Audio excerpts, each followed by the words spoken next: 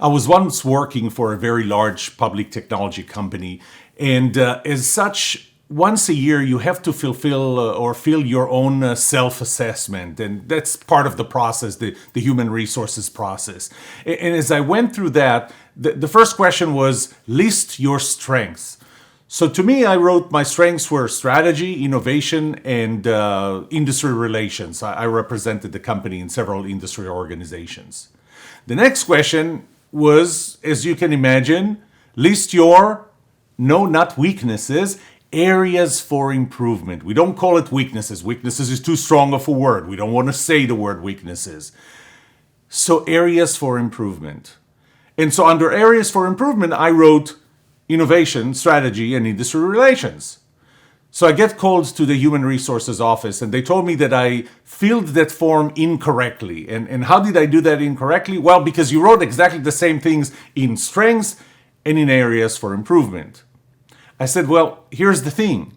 If you wanted to know what my weaknesses were, just ask me. I'll tell you what my weaknesses are. I have weaknesses. Everybody has weaknesses. But you didn't ask about weaknesses. You asked about areas for improvement. And here's the thing. To me, those three areas were my areas of strengths, but I wanted to turn strengths into greatness. So to me, the areas of improvements are your strengths. I don't want to work on my weaknesses and turn them into mediocrity, because I'm not going to be able to turn them into anything other than mediocrity. Think about that. Do you want to spend time working on your weaknesses, assuming that you don't have any weakness that, prevents you from working or doing something good for society or the company? But you want to work on your weaknesses and turn them into mediocrity, because you're not going to turn them to anything more than mediocrity because you're not interested in them? Or do you want to work on your strengths and turn them into greatness?